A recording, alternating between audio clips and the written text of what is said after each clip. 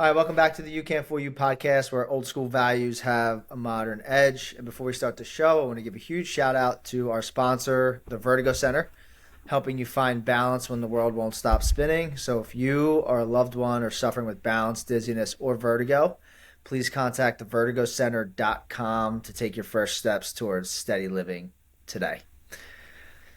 Faye, how are you? I'm doing very well. I actually am doing great because I live in Yes. San Antonio and our Ah, city is very happy today. your city is happy today. Yes, you guys are popping off. Yeah, we got one more game to go and then we're hoping to make it to the finals. So Yes. we're Spurs town here. Yeah. Yes. I've never been to San Antonio, but I've heard that it's a very cool town. It's nice. I do really love it. It's its own. It's just very different from the rest of Texas, you know? It's its Yeah. own kind of little feel. And yeah, I love it. So, Yeah. and I love the Spurs. Yeah. Of course. Of course. Yeah, well, they don't have any other you know, We there's don't no have any football other team, there's no major baseball team, teams. so the Spurs No, the Spurs are it.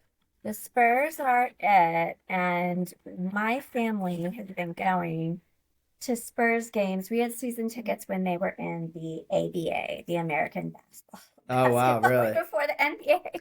Yeah, Wow. so Wow, so we're a you're long time. yeah, you're diehards, huh? We grew up with them. Yeah, I grew up with Yeah. them. Yeah. Oh wow. That's Yeah. great. So That's anyway, great. all good. Thanks for Yeah. having me. I'm Of glad to be course, of course. here. I'm really excited for our conversation, and what we're gonna dive into today. So tell everybody what you do. Sure. I am a dyslexia therapist. My background is in special education. I'm a teacher. And so I work with kids with learning disabilities. And I primarily focus on children with dyslexia. Um, and in the last several years, I've had a private practice and then I've worked in school at the same time. And over the last several years, I've had a lot of families come to me, excuse me, who are kind of getting shut out. They're not able to get their kids qualified for services. They're not getting services. They're having to fight. I would say the average is 2 years, but I've met people who fought for 5 years to get their kids services. And so I decided to try to find a way to get more dyslexia therapy to the masses. And so I have a website, homereadingcoach.com, and on my socials, I kind of am helping parents, family members of kids with dyslexia. But then I've also put out an e-course called Reading Breakthrough, and I direct teach the phonics and concepts to the child and parent or whatever family member they're with. And then I've written out a whole multisensory hands-on Mm, activity piece that the family then enacts with the kids. So yeah. there's just way too many kids who aren't getting served, and there are way too many kids graduating high school who cannot read. Mm. What? So for people who don't know, a lot of people probably know the term dyslexia, but what is Sure. dyslexia? So dyslexia is it's a neurodiversity. It has to do with processing. Dyslexia, like a lot of other neurodiversities, right? There's no one carbon copy. This is who everybody is. So it varies from person to person. But usually there's a big impact in phonological processing. So the hearing sounds, Mm, tying them to letters in words. And a lot of a lot of indicators can show up. Sometimes a child might have some delayed speech, or even through adulthood, uh, some dyslexic folks that I know will just sort of swap out the wrong word, like the almost sounding right word, that kind of thing. But it impacts reading. okay. And um, And so for kids with dyslexia, that because reading is essentially code breaking, it can be really hard to break that code. So in general, like really explicit sequential kind of cumulative instruction where we're breaking it down bit by bit by bit and making the whole English system transparent is a way to help them learn. But reading can be very labored. Yeah. Now, what would be, when does that start to form? Like, at what age do kids start to, or people start to get dyslexia? Can you get it later on in life, or is it something you're either born with? You're born with it. Okay. I want to say, gosh, I want to say that there was a new study out where they did brain scans and they could detect dyslexia, um, like in very, very young children. But the science says that it can be identified with about 92% accuracy at age 5.5. And Okay. honestly, there are signs before then because it's rooted in phonological processing, so sounds and words and spoken language. Um, when children are kind of in that pre-K kinder, you can really start to see some of What would those. that look like specifically? So, like, give me an example. So a child who maybe um, gets their right and their left confused, their days of the week Hmm. confused, their letters confused. So if every Monday we go to see Uncle Todd, and as we're leaving Uncle Todd's house, my child says, "What day is today?" Just that kind of the finding the pattern in the sequence. A lot of people with dyslexia will substitute in it's the retrieving of language can be a challenge. So what you'll hear and notice is that um, the word, when somebody's trying to retrieve the word that they're thinking of, they might pick a word that sounds very close to it, or um, something that's kind of in that same category. So a child who keeps talking about the refrigerator when they're trying to ask a question about the washing machine. It's in that Hmm. realm of household appliances, but they keep picking the wrong thing. Um, Right. I worked with this. Well, I have ADHD, which is a neurodiversity, and I do it all the time. So I was having a whole conversation about my daughter going to college, and I kept talking about college admissions, but I kept saying the word tuitions because it's just the sound is Right. close. So you'll see a lot of those sorts of things. Um, and but if your child has speech delays, there is a really strong likelihood that reading is going to present some challenges. It may not be dyslexia, but you should just go into the elementary school age with your eyes open, looking out to see if there are any stumbling blocks. Yeah, I can see how that could get really confusing though, because like, if it's just a young kid, it's just like they're a young kid. They're not fully developed. They don't know. So it's like, are they they're just growing up, or like, they're just a kid. And so Right. the the let's just take the example of the refrigerator versus the washing machine. If the kid's like 3 and he's calling the fridge the wash, but he's 3, so I could see where it could get like, oh, he's just being, he doesn't understand yet, he or she Mm-hmm. doesn't understand yet, and like that could be like really normal 100%. maybe for a kid. Um, A lot of parents and teachers even will talk about the flipping of letters, like the BD reversal and all that. And that is typical. Like that's part of mhm. development. Yeah, The concern is if your child isn't outgrowing it at like six yeah, and a half, 7, then it's an indicator. So to your point, 100%. A 3-year-old doing that, just sort of noted and make sure that they grow out of it, right? That's where the concern would come up. Yeah. That's interesting you also, because I guess to the very little that I understand about dyslexia is I always thought it was just like a reading thing. Like but it sounds like there's other things that are involved in having dyslexia than just specifically reading. Yeah, so it's I mean, I nerd out on this stuff, but the brain and humans, we are biologically wired to speak Hmm. and learn language. And then writing was introduced, but it so writing is kind of an unnatural thing that the brain is Okay. being asked to do, but most people can learn how to do it. It requires certain areas of the brain to fire up and work in concert together.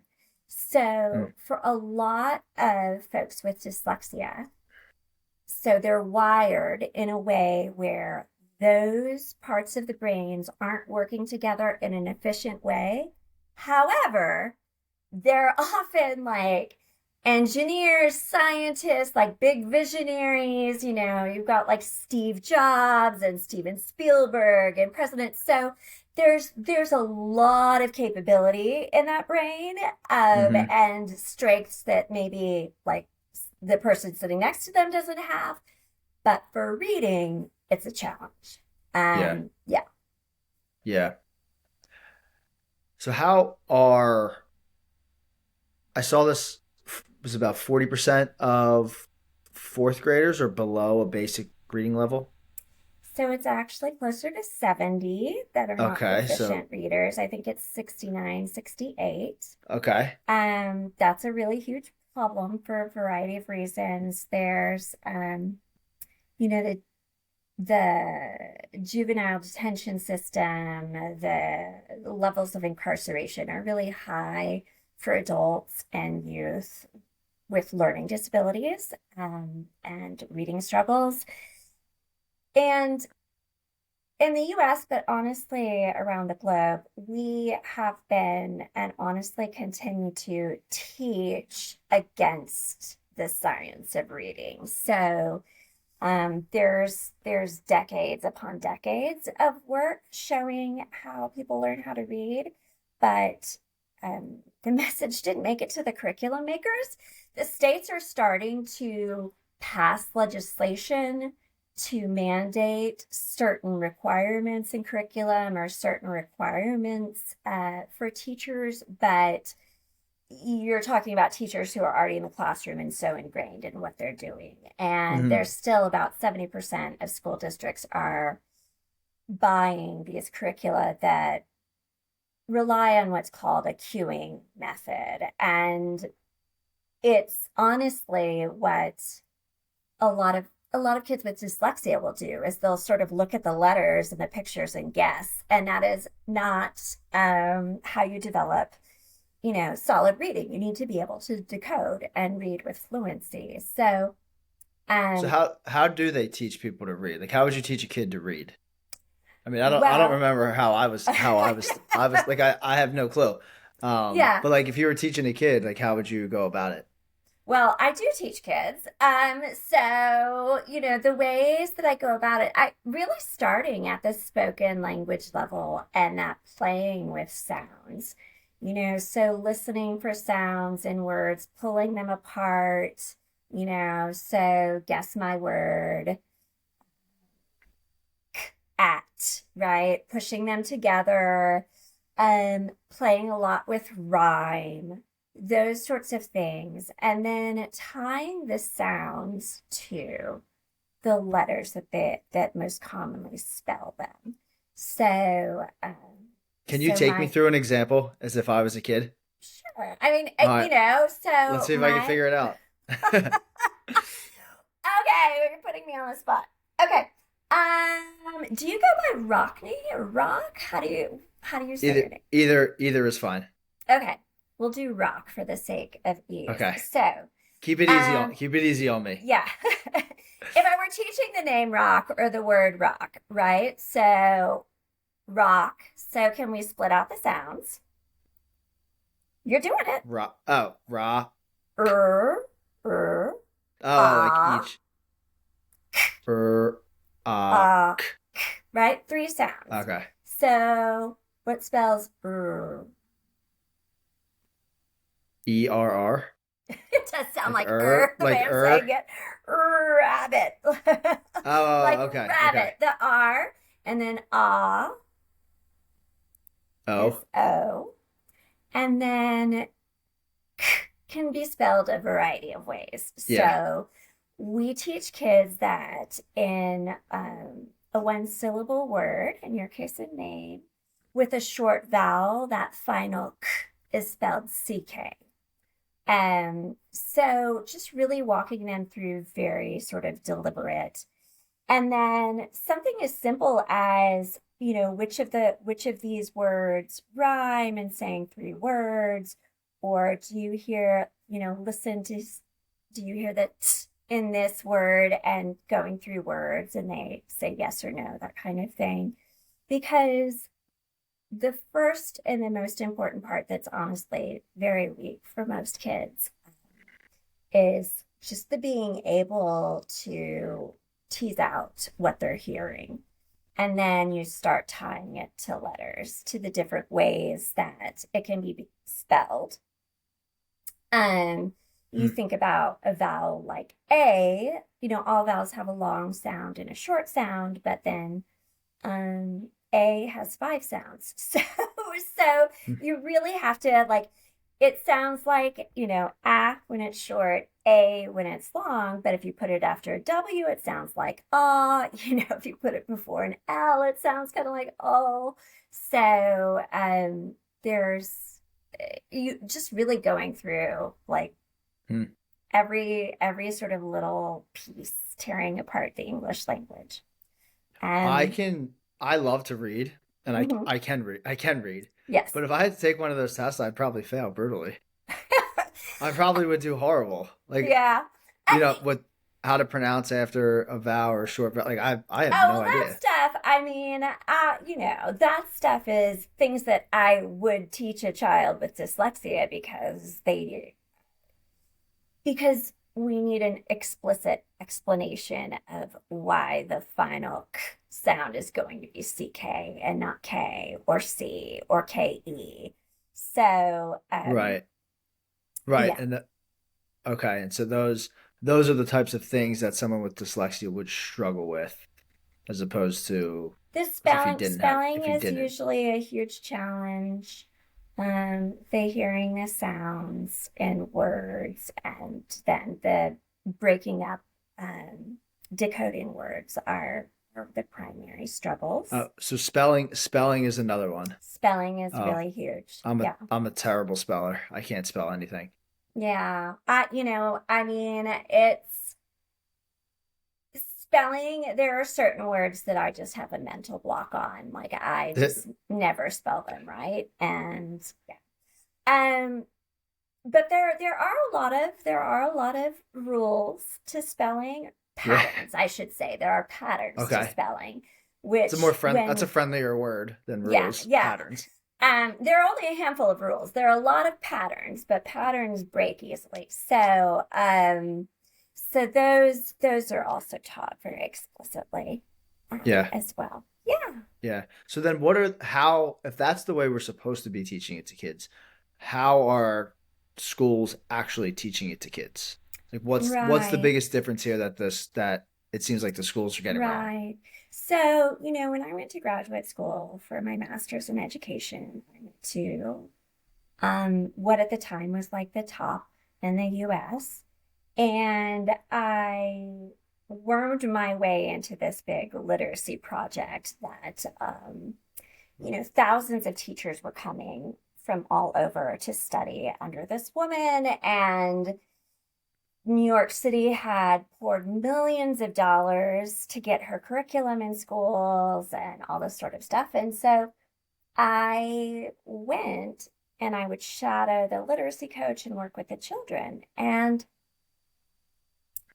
they would do this thing where they would have a sentence and then they would cover up a word, like with a post-it, and say, what word do you Okay. think it's going to be? And you couldn't see the word. It was very strange. So it And was then just a they would, guess. yeah, and then they would maybe reveal the first letter. What word do you think it's going to be?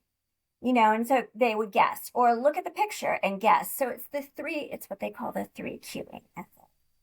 And I remember going home and I was just like, this is Oh really yeah. weird. Like, why are they guessing and covering up the Like words? Jeopardy. Yeah, I was like, why are they covering up words? The kids, how can you read the word? And Yeah. Hmm. but I just was like, well, they're the experts and I'm here to learn from them. I thought the whole thing was very strange. Yeah. I worked for a long time. I worked in early childhood. So really the emphasis was on spoken language and kind of the letter sound and phonemic awareness. And before I was going into the older group, I thought, I don't know what that was that I saw in grad school, but I'm going to go Yeah. back and study, with a dyslexia therapy center and find out how to teach kids how to read. And around that time is when I heard this podcast called Soul to Story. Have you ever listened to it at I have all? not. No.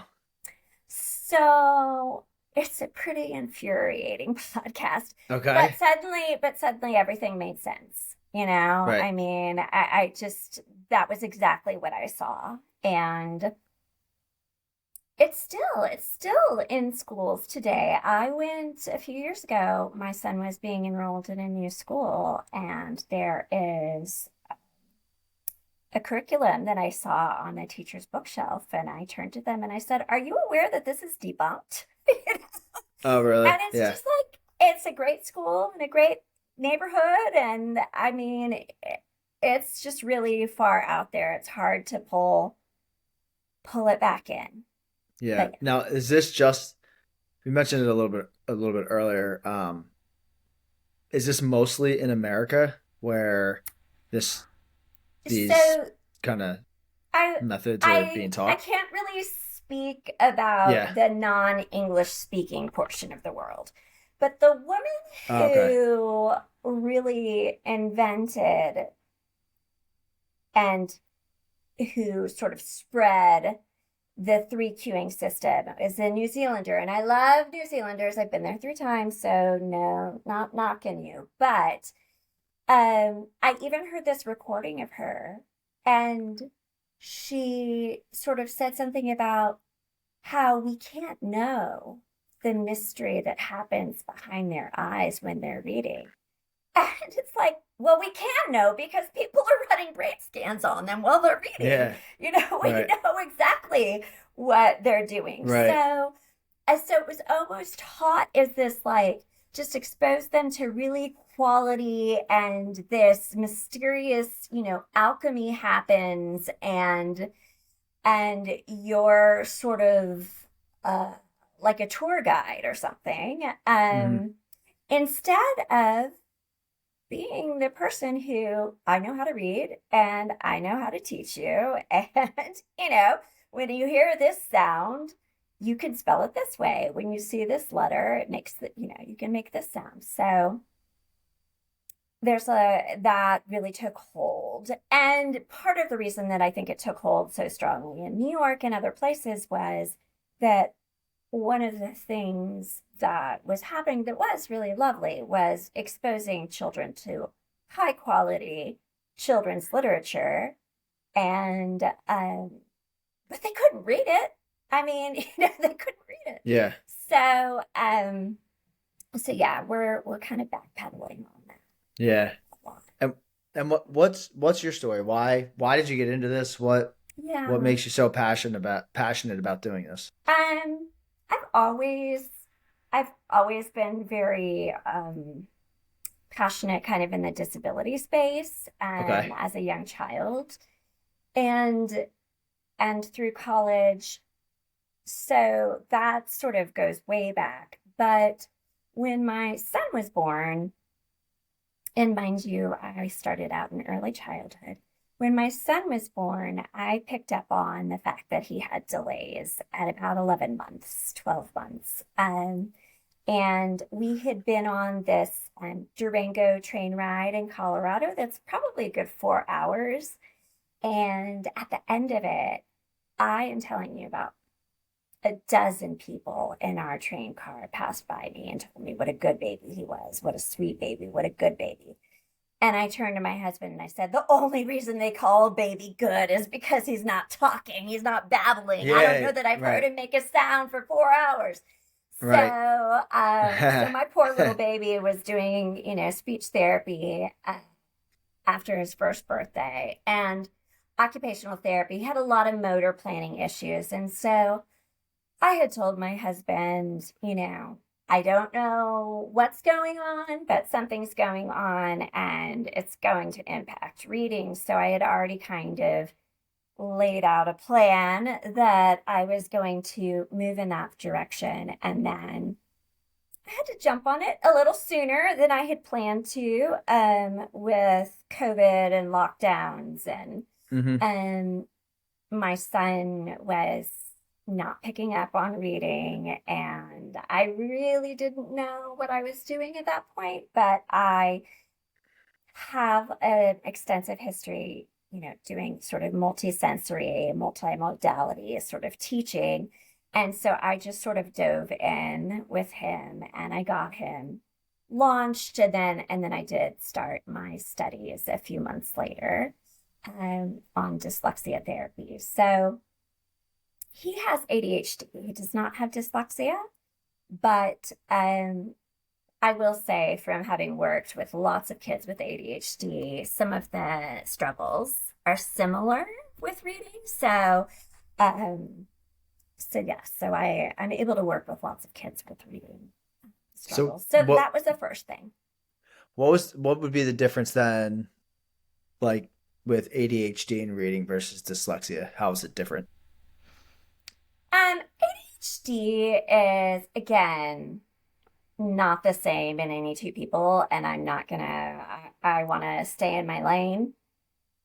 So, but I will say, in my experience of kids with ADHD, when when they are taught in the manner that works for their brains, so in short bursts with some activities that help them kind of tune the body and sort of pull in, the reading can penetrate better and they can learn. Um, because otherwise, it's sort of like trying to teach somebody, I feel like, underwater or something, right? You have to tease through this other activity that's going on, around the attention.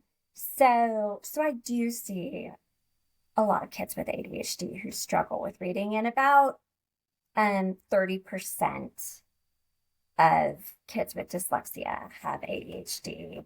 One of the things that is, I think, awesome about ADHD is the flip side of that comes with this hyper focus. So if you've got ADHD and you hyper focus, perhaps on reading or whatever, I mean, you can keep going for a long time, but have a hard time switching over to something else. So you see that a lot too with kiddos with ADHD and adults Right, like me. right. And so the difference being with dyslexia, and just help me if I'm understanding this right. Dyslexia, they can either mix up words or not understand the sounds and how that kind of flows. But then with ADHD, it's they can't, they have a harder time focusing, With or ADHD, the attentional piece can be very challenging in order to get the practice and the instruction, right? So that they can learn at their best. However, there are people in that's my okay. house working. Today's crazy. That's okay. Um, That's okay. However, there are, you know, some excellent teachers out there who know that if I have, the kid run up and down the stairs and then we sit down to work, take 2 deep breaths and sit down, I can get like a solid 15-minute burst, of learning in, and cognitively they're right on target. It's just, again, teasing through that focus piece for ADHD. For people with dyslexia, they fatigue very easily when reading, often because, and some people will say that they're being lazy or he can do it, he's just not trying, which is like the worst thing you could possibly say. But they're actually trying kind of 5 times harder. The amount of work that it takes. And also just to get towards fluency. So the ultimate goal of reading is comprehension. Mm-hmm. And you're reading something so that you can understand what you're reading, right? And enjoy it or learn from it or whatever the case may be. If you're so labored on the reading, you have utilized so much of your brain space. The cognitive load is there on the decoding that it's like you can't even pay attention as closely to the words that you're reading and what it means. So for kids with dyslexia, really doing that repetition so that they can get more automatic and more fluent in their reading aids in their comprehension. I'm so sorry. There's all this activity behind me. I don't know if you can hear it. That's okay. That's okay. Yeah, I feel like I get that. I mean, I think for most kids to get them to sit there and try and read would be tough anyway because they are kids, and I like the idea of, hey, go run around, come back, let me get a good 15 minutes out of you, right? And especially like is it different between like boys and girls? Because like most boys as young, they can't sit still, and like is that the best learning environment to get them to learn how to read? Right. Well, that's a whole other podcast. That's a whole other story. And I think another thing that's important is like, well, what kid do you know does like reading? I mean, I know lots of kids who like reading. I know lots of kids who don't. So yeah, I mean, I feel like growing up there was like nobody that liked reading, but I also think that how much emphasis was put on like one, why is it important to read? Mm-hmm. They just kind of made you read these things, and they didn't really explain, at least from what I don't remember, is like why this is important and how it's going to benefit you. And two, it's like the stuff that they make you read. Yes, so those are great points. So first of all, that generally in the U.S., those early primary years are when they're providing reading instruction, so that kind of learn to read stage. And then at about 3rd grade, it often flips to the read to learn stage. So anything you want to do, profession, hobby, anything you want to learn about, like at that point in that stage, a lot of it is presented through reading. You could argue it's different now because of YouTube and videos, and that we're walking around the learning aspect. Well, right, and that you're not as reliant on having to pick something up and read it because I've got my phone and I can watch a video on it. Sure. That's a huge factor. The other thing that's happening a lot is they're really starting now. The other thing that's happening is kids are not reading novels as much in school. Like there was this period, and it continues to happen, where comprehension is, this week we're going to learn about the author's purpose. And so they're just reading these little passages, whereas a child can learn a lot about how to comprehend a book when you read an interesting book, an appealing book with a whole story.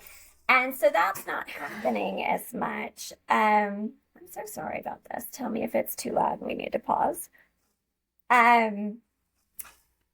But then there are other things that do show up, right? So, like higher instances of incarceration or, legal issues. There's even a number on it. Some folks did a study, and I think they said that somebody who is not a proficient reader on average makes 28,000 less a year than sort of, the average, your sort of midpoint. And I had told you this, I think, but I was on I go on all these forums and stuff with just parents of kids with dyslexia trying to get help, that sort of thing. And this woman was on there and she said that her father was a special educator and he was in prison. And that Mm-hmm. inmate offered to trade protection for reading instruction because, at that point in life, the realization that reading is a currency, it's going to open the doors for him. And so I think that's sort of an extreme example, but, it does really pull into focus what you're robbing people of by not teaching them to be proficient readers. They don't have to love it, but they need to be able to do it. Yeah.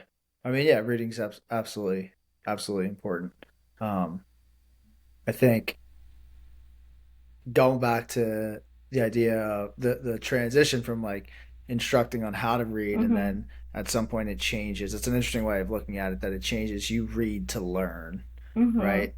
And so, well, how do if the best way to get better at reading is to read more, and you're making kids who want to to learn, you're making kids read because that's how they're going to learn, but they're reading stuff they don't want to learn about, then they're, it's going to Right. be much harder to like get them to want to do it. They're just going to, I mean, I think of all the times like back in school where they made you read, I just didn't read it because I was like, this sucks. Like I'm Yeah. not reading this. It's going to take so much up of my time. I'm not interested in it.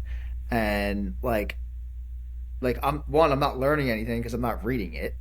Mm-hmm. Whereas like then, or maybe it was like reading a textbook and it's written in a way that you don't understand, and then you got all these questions and nobody's showing you how to do it. Right. And then versus when you like read something that you were interested in, maybe it was like a sports story or something that as a kid you were able to sort of relate to or that interested you. It was like Yes. then it was like, all right, you just did the work because you felt okay. I have to do the work, but you did it. Um, Yes. And you I see think that's super that. interesting. Yeah, you see that a lot with anybody, Yeah. including kids with dyslexia, is they're able to jump a higher level of reading when it's a topic and a subject that they're really passionate about. Likely they have all that background knowledge so they can figure out the words, that sort of thing. I do want to just circle back to one little thing that you Yeah, said, of which course. is Of course. I would say that at a certain point you become a better reader by reading more.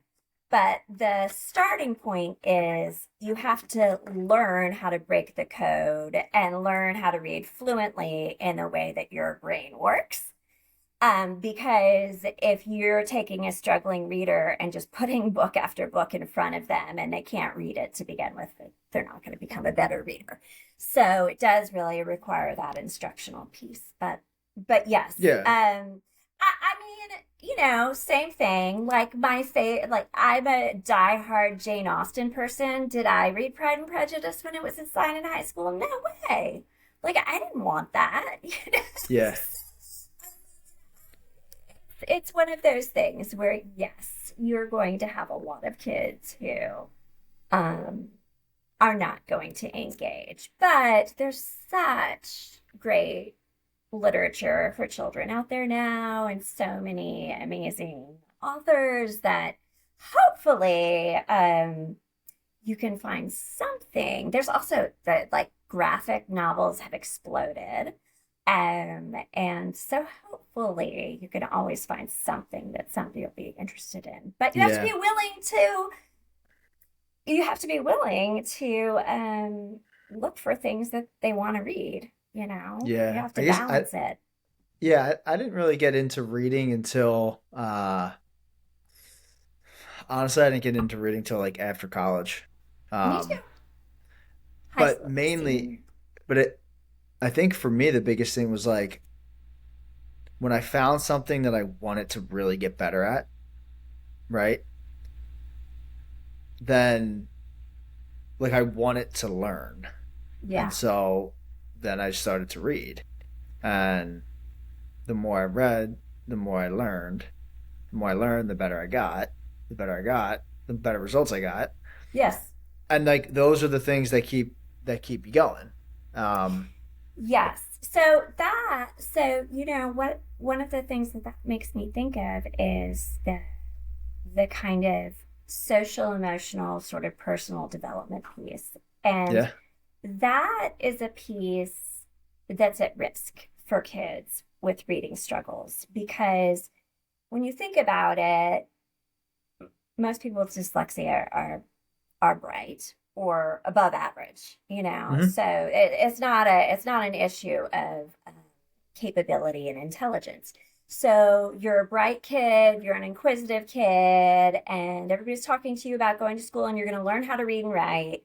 You're so excited, and you go to school and you can't figure out how to do it, but other people around you, maybe some who are not as bright as you, they're doing it. So there's this other piece that comes up where the children will often try to mask, they'll try to hide how hard it is for them to read, and Hmm. that's where the guessing and the strategies or the trying to escape to the bathroom or do this or behaviors will start coming out that look very Uh, uh, defiant or Absolutely. oppositional because nobody wants to do anything that makes them look dumb, except Yeah. for a very few people who have like a great growth mindset who are like, I Yeah. look dumb now, but just you come back in 6 months, Yeah. right? But young But I children, don't think most that of them, happens when you're younger, yeah, though. Like as you get older, okay, yeah, you're more comfortable with yourself, so you aren't as afraid to fail and do the things and look stupid or right. whatever.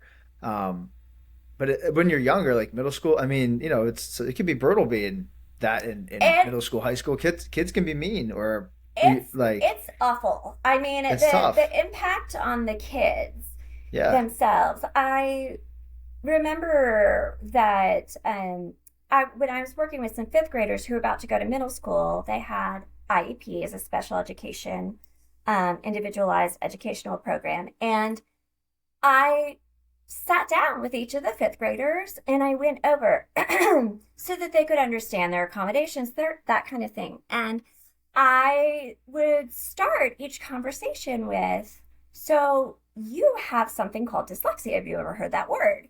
And, a lot of times we'd be like, I think so, but I don't remember what it means, or I don't know. And so we'd have a Yeah, yeah. conversation about dyslexia. And there's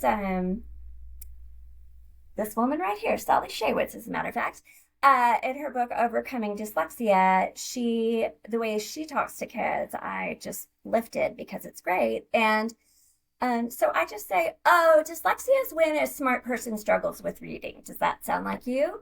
And most kids are just like, yeah, that's a thing, like they're Yeah, so yeah, like yeah, yeah, relieved, And this one child, I was like, oh, it's when smart kids, struggle with reading. Does that sound like you? And he just went, you mean I'm smart? Because he's yeah. been thinking that he's dumb for years, That's right? that's Because he yes. cannot read very well. And Yeah. that's a huge piece. That's honestly, I will say, what the parents are usually most afraid of is the seeing the self-esteem and self-concept just That's such plummet. yeah, that's such an important point because anybody can learn anything. Is Mm-hmm. if you right like you can learn with practice, good teaching, commitment. Like you can learn and that you can be good at it too. Right. The thing with school that really bothers me is that what should be based off of effort is not really, because then you get, if I don't get an A, or if I say I studied all night, I did the work, I did this thing, and I still got a C. Well, now you're done because you got a C. Right. And how does that translate to actually living your life and getting a career, being able to provide for your family, and being somebody in the Well, community? I'm going to And so, tell like, you. you know, I and then it's the attention goes to who? The attention goes to the smart kids. Are praised. Oh, this person's going to this school and that school, and they're going to be this, and their GPA is that, their SAT scores are this, The and whole like thing is a problem. that's Yeah. No, just I shows tell the emotional people, part is crazy on that. uh, I tell people I'm 51, but I read at a 57-year-old level. Because when Yeah, you say it, it's so stupid. I mean, the yeah, whole like he's reading on this level, she's reading on this level. It is. I have many problems with school. I love working at school. I love working with kids and teachers, and I have problems with, a lot of yeah. things with A hundred. school. I agree. Um, you know, One of the things, so these families, so about 15, maybe 20% of the population has dyslexia. So kind of one in five. And in general, we think that of those one in five, only maybe one in five of them are getting identified by the school and being given services. So you've got a lot of families out there fighting an uphill battle. Yeah, Um, and the problem for me is that, first of all, the teaching the teaching of reading kind of in a structured way, the structured literacy way that we do as dyslexia therapists, it's beneficial for everybody. About 20%, I think 30% of the population, like they're gonna figure out reading. They're gonna figure it out, you know? Then there's the majority, which they need some good instruction, and you get them on the right path, and you get them some, decent instruction, and they can. And then there's some that it's just essential that you break it down for them. hmm And I feel that way about school in general. Is the American school system really sort of codified during the industrial period. It is a factory model. It is like, here they are in kinder, put it in. Here they are in first, yeah, put the information in. And that's just not how humans are. yeah, That's not how they work. And the other thing that will happen with these parents is they'll be told, well, your kid, we're not going to test them for dyslexia because they're passing. They're passing kindergarten. They're passing first grade. hmm Well, they're being graded a lot on behavior and participation. yeah, Like, yeah. how hard is it? Are 20% of kindergartners going to fail kindergarten? Because then we could maybe look at grades as a legitimate, sort of marker for dyslexia, but that's not the case. So, yeah, I have a lot of problems with it too. Yeah, I mean, absolutely. I don't think I because I guess for me on that, like the way that you kind of measured whether you were learning anything or not was what your grades were, what your report card Uh was, huh. right? And so that was like your measure of like were you learning, I guess. But like it's not really though, It's because not. because then there were some kids that didn't have to try; they were just good test takers, and they were getting A's. Like I knew a couple, a bunch of those kids. They were just they wouldn't study, and they were just good. They were just good. They would just show up, take the test, and they Yeah. knew how to play the game of the test. Yes.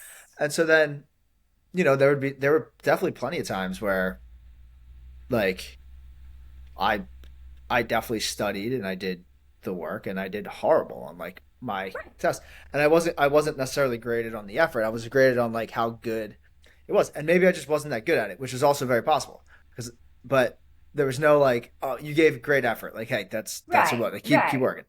And I'll never forget after college was probably I graduated as a business and economics major, and this might have been a year or so after college, and it was kind of, you're like looking for jobs and you're networking, and so one of the professors held this like B&E like networking like elixir at her house, and so it was like everybody from in the finance or economics department and the kids who just graduated and maybe current seniors, and then other alumni came back, right? And at the time, I guess I was kind of trying to figure it out. I was doing like Hmm. the uh you know personal finance stuff, financial planner, so I had to take all these tests, and like Yeah. I didn't pass any of them.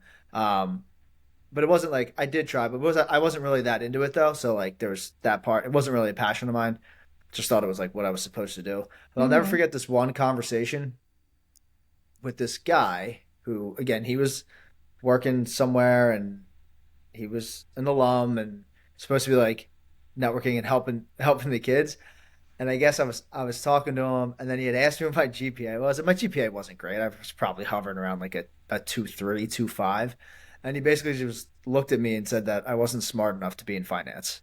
Yeah, that's ridiculous. And I was Yeah. like, oh, okay. And then I didn't end up in finance, but um, that was like, that to me, I was like, this whole thing is just wrong. Just because my GPA was, it doesn't mean I couldn't have made it and had a career out of it. Oh, it's And I totally, was yeah, like, it's this totally this wrong. this whole thing is just not is wrong about Yes. how we're measuring people's ability for success or what we're encouraging them to do. I was like, this is wrong. This is so Yeah. wrong.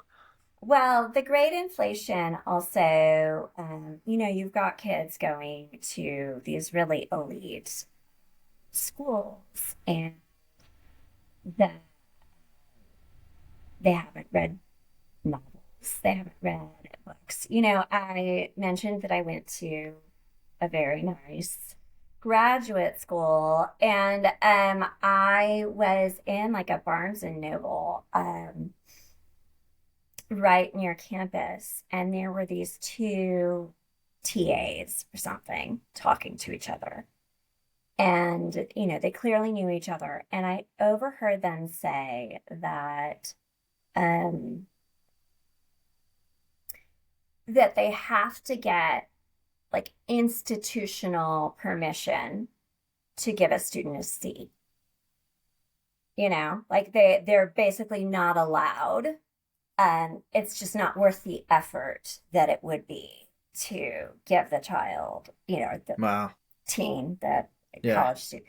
It really is. And then I want to say I read this quote, God, like 2 weeks ago or something, and it was Bill Gates, and he was talking about like kind of his sort of second, third, one of his top people. He was like, oh, he graduated like with honors and this and this and this, and he is one of my top developers. I like had terrible grades and I own the company.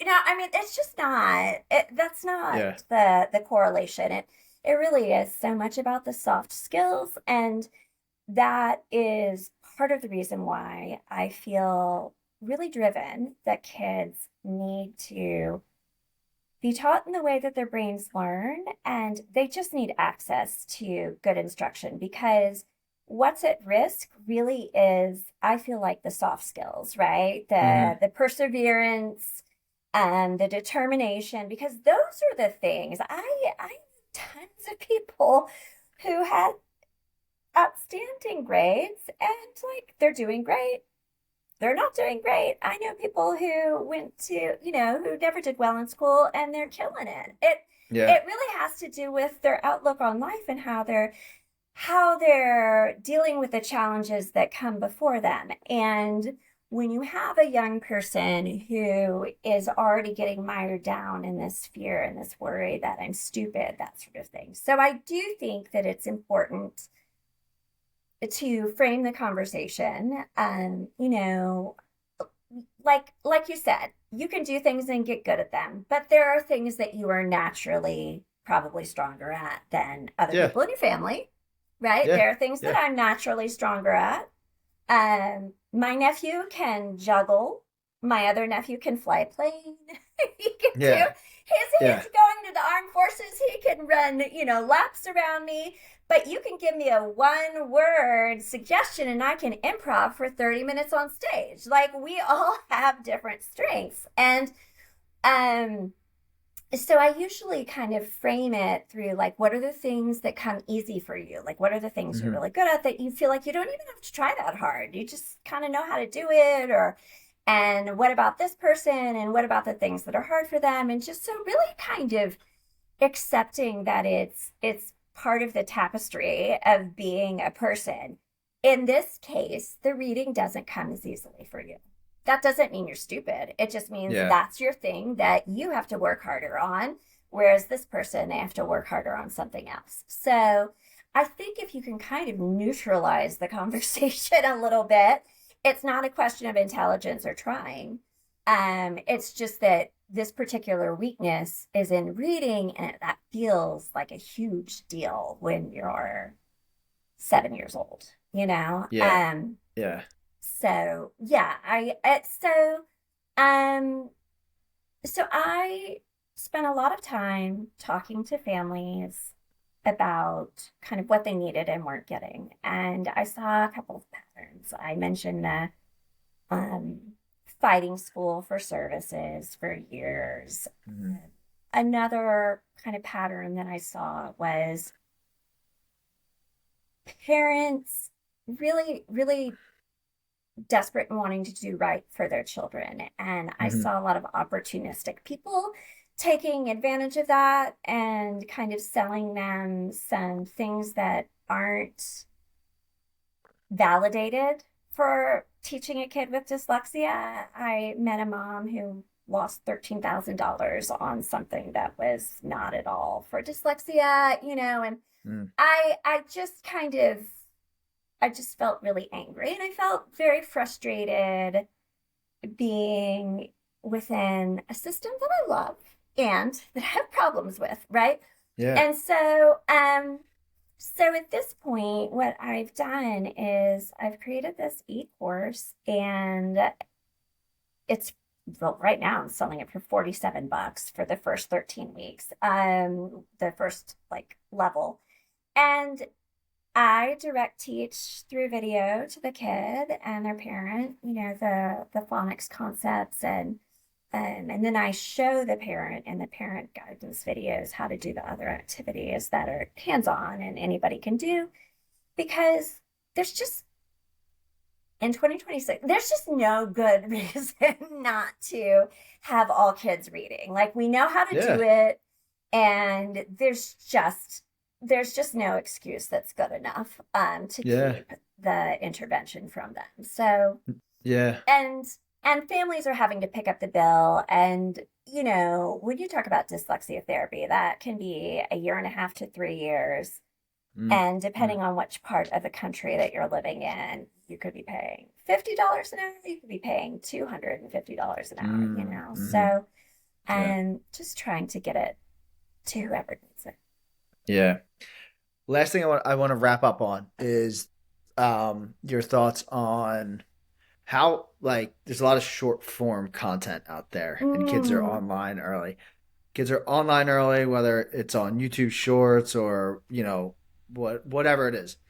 How harmful is that short term or that short form content for kids?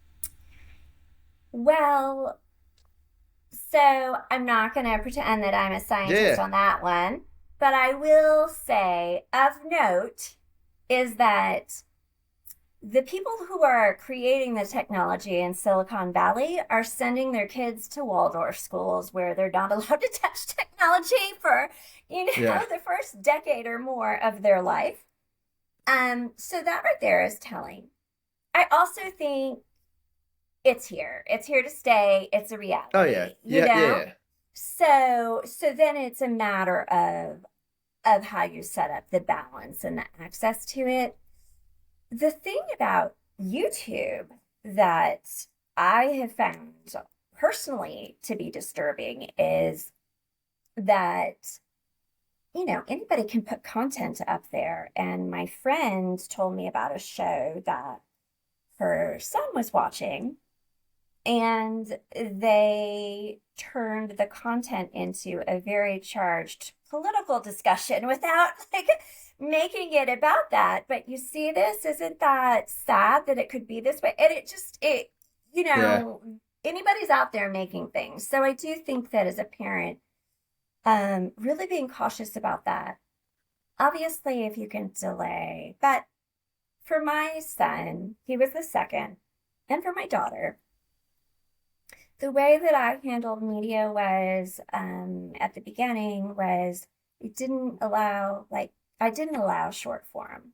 I let them watch a Yeah. film, like they Yeah, had to because watch you a can you whole can get into narrative it. arc. Yeah, so Yes. we didn't watch episodes of things. We didn't watch that worked for us. We were able to do that, so we would sit down and they would watch a film because the following a whole storyline all the way through, I felt like Is was bad as good as I is was gonna good. get. Yeah, no, I mean, I don't think that's bad. The short form, it's like one, two, three. If you're not hooked, you boom, one, and then you're getting all these other different types of stimulus with different types of content that are coming up. And like, if you don't have a brain that's fully developed like that, I feel like that definitely could be harmful. It's like there's going to be some effects from Oh it, yes. probably. Oh yes, You there know, already are. There are so yeah, many. yeah, But it's also a reality, so I try to walk a pragmatic line, yeah. Of but of course, of kind of course, like this is the reality. So of course. yeah. Yeah. Well, Faye, thank you. Where can people go to stay up to date with what you're doing, to find you, to reach out? I'll link all of your stuff in the show notes so people can check you Yeah. out. So homereadingcoach.com is my website. And I do have a YouTube channel called Teach My Child to Read, where I do some longer sort of stuff. And then on my socials, Home Reading Coach on Instagram and Facebook. And that all has links to my dyslexia program if they're interested. So, yeah, they can Great, find me online. great. Thank I'll you link that so in the show much. notes so people can find you. Thank you so much for what you're doing and helping our kids learn to read and keeping that top of mind and helping as many kids as you can. Thank you. Thanks for having me.